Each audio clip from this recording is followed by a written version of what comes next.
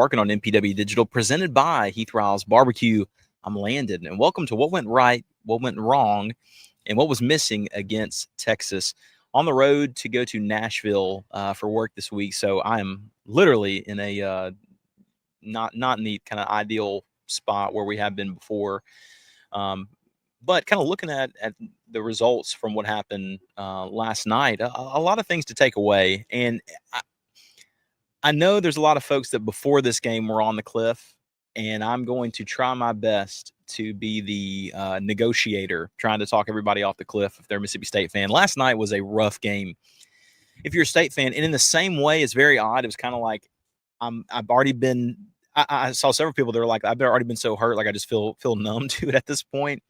Mississippi State falls 45-38 in overtime to Texas, and a game where Mississippi State looked really good for, I don't know, 3.5 quarters up until the very end. And then really 3 quarters. In the fourth quarter, Texas scores 24 unanswered points to tie it up, to go to overtime, some special teams mistakes, a lot of things that kind of happened and kind of went in to Mississippi State losing the lead and eventually getting the game into overtime. And honestly, it felt like by the time the game was going into overtime, it felt as if, okay, I think this one is over with.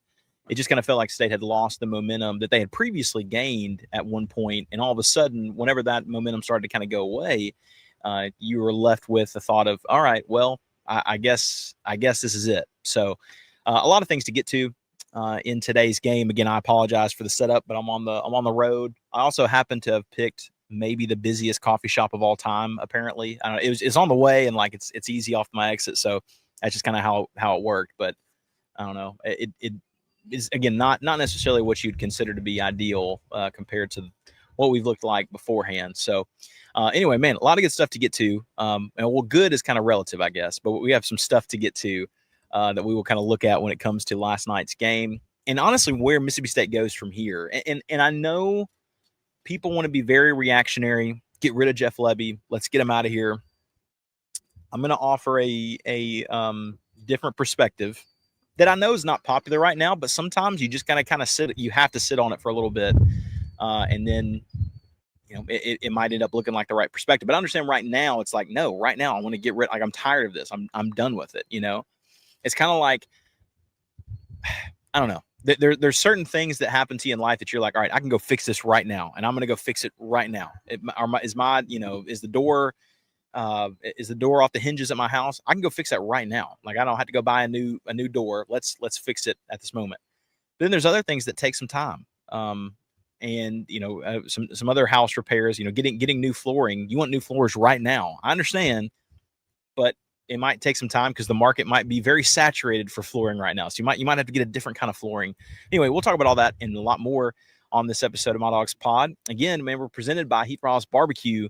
As always, our presenting sponsor. Go back on Wednesday and check out that show with the actual Heath Riles. We had him on the show to talk about barbecue, and a good time was had, man. And Heath Riles is home to award-winning rubs, sauces, seasonings, glazes, marinades, and injections. It's created by 2025 Memphis and May Grand Champion and 81-time Grand Champion Heath Riles. Look, you can get his products over 15,000 retailers nationwide, or we'll save you some money just for being a listener of the show.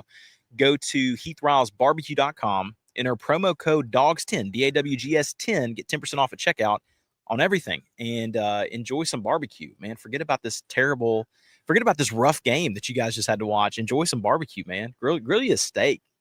Do something around the smoker to get your hopes, you feeling a little bit better, because right now it's rough. But Heath Riles has you covered. Grill with confidence, season like a pro.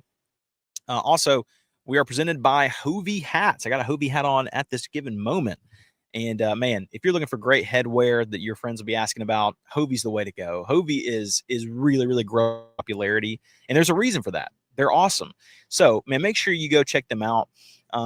They are so great. They create all their hats kind of in small batches for limited edition type of hats. So they're all unique. It's not just kind of your run of the mill, kind of Bulldog or run of the mill MSG. Like, they have very unique stuff. Go to their website. Go to HoveyDryGoods.com.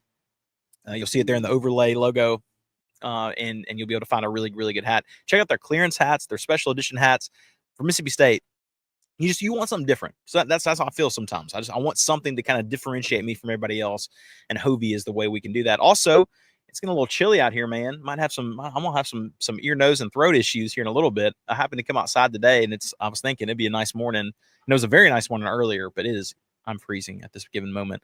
Might have to reach out to ENT Physicians North Mississippi, man. They're there to help you out. They're the largest ear, nose, and throat practice in the state of Mississippi, and their goal is very simple: deliver fast, expert, and comprehensive care for patients of all ages with ENT, allergy, sinus, dizziness, balance, and voice-related needs, with same-day or next-day appointments with ENT urgent care for that annoying cough or sore throat, in-office CT scans, and same-day allergy testing, and access to their comprehensive audiology team, offering a full range of services from hearing aids to custom hearing protection to potential surgical options.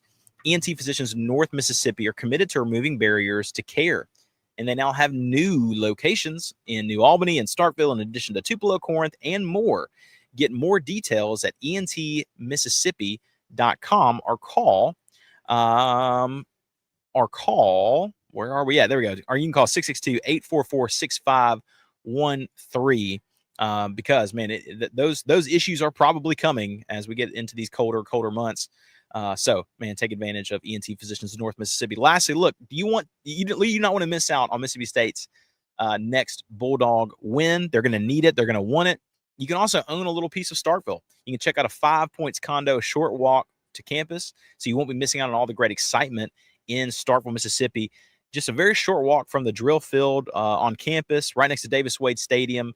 Kane at Overstreet Properties in Starkville is the guy to reach out to. His number is 662-769-7309. And really beautiful condos that are, like I said, in walking distance to watch Mississippi State's next win. So contact Kane Overstreet with Overstreet Properties at 662-769-7309. You can also just go online, Overstreet Properties, and check out their Facebook page. Look at all those things, and it'll show you all the different options in Starkville that are very close to the stadium. And look, the great news is, after a loss like that, it's a short walk back home. You're like, you know what, man, I'm ready to go to bed, or I'm ready to just go hang out with some friends.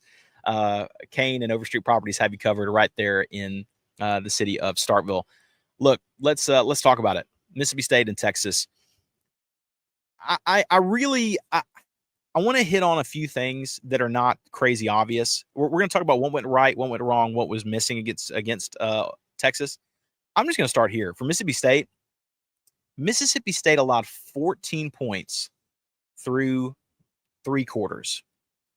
14 points. And that included the very first touchdown they've given up in the first quarter all season long versus Texas. And State looked unbelievable. They responded really well whenever they were kind of pushed and pressured. They didn't have like a bunch of crazy turn. In fact, State, I don't even know if State turned the ball over in this game. Maybe. Yeah, they did, but they didn't have any points off turnovers. Mississippi State defensively through the first 3 quarters were really unbelievable. And it goes to show you now, like if you look at Arch Manning's stat line, like it looks really great. 346, 3 touchdowns, only 1 interception, 29 of 46. But if you're watching the game, you saw, State really did a good job keeping some amazing playmakers in State. Ryan Wingo is ridiculous. Moore is ridiculous. Moore Jr. for Texas is ridiculous. Livingstone's a really good player. But it all kind of collapsed. And I think the reason why is kind of within what went wrong in this game. And it's the fact that Fluff Bothwell did not play. And here's what I mean by that.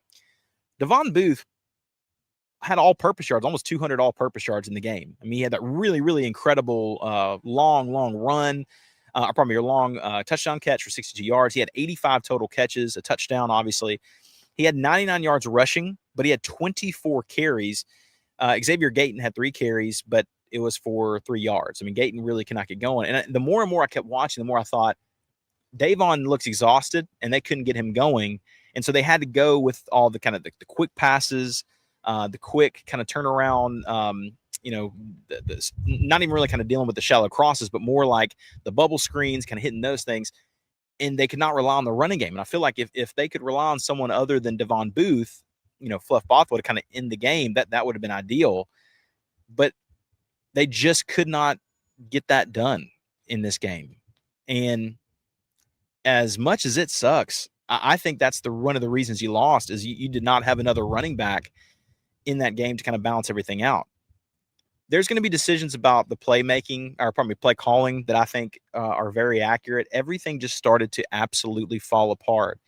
And we've talked about it over and over again. This is just a team that does not know how to win. And I really thought, okay, they're about to figure it out against a good team in Texas. I mean, don't forget that Texas is not maybe what they have been in the past, but they're not a bad team by any means. And when you look at kind of who they are as a program, this looked like, okay, Jeff Levy's going to get a signature win.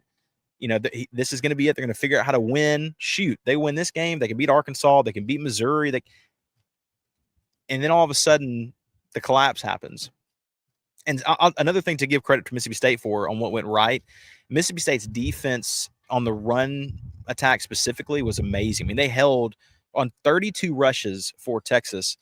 They held them to 2.3 yards on average. It's amazing, man. I mean, that's really, really good. And so if you looked at kind of what this team looked like from that perspective, they were really, really unbelievable when it came to stopping the run. They had some balls that were downfield that they could not get back. And a part of that, in the end, guys, like I hate to say it, this one's on the offense. You scored 38 points, but if your defense holds them in check, and I understand Deontay Anderson, the really, really bad roughing the passer. I mean, it's fourth down when that happened. State was about to take the ball over and possibly, kind of sit on the ball to win the game. But in the end, your offense only scored 7 points there in the fourth quarter to Texas's 24. And by the time it went to overtime and that punt was returned for a touchdown, it was all over. You just felt the momentum completely shift. And all in all, like whenever you look at, obviously the rushing yards adjusted, State only rushed it for 63 yards in this game. So that's kind of the tough piece of this all is State really could not get the running game going outside of a couple of pretty good runs from Devon Booth, but they had no one. When Devon started getting tired because he's doing so many different things, it was like there's nowhere else they could go. What was missing in this game, if you look at what went right, what went wrong, what was missing for Mississippi State, the ability to know how to win and figure out how to not make mistakes in the very end of the game was it's been missing from this team, and it's missing now. That the Arizona State, that touchdown was unbelievable, but since then they have not figured out a way to win. They could have beaten Tennessee. They should have beaten Florida. They really, really should have. And to be honest with you, they should have beaten Texas. I mean, this is a team, and they're not, by the way. I mean, you can look at it and go, well, they should be 7-1. Well, that's fine. But just like Jeff Levy said, they're not. And I know it's really frustrating. And I know people are ready to be done and kind of finish with Jeff Levy. But guys, I don't think you want to go into this coaching market with everybody that's looking for a coach right now. I'm just trying to be realistic. If Auburn comes open and you're like, okay, who do we want? We want John Summerall. State's not going to get John Summerall over Auburn. They're not. I would love John Summerall. He'd be great.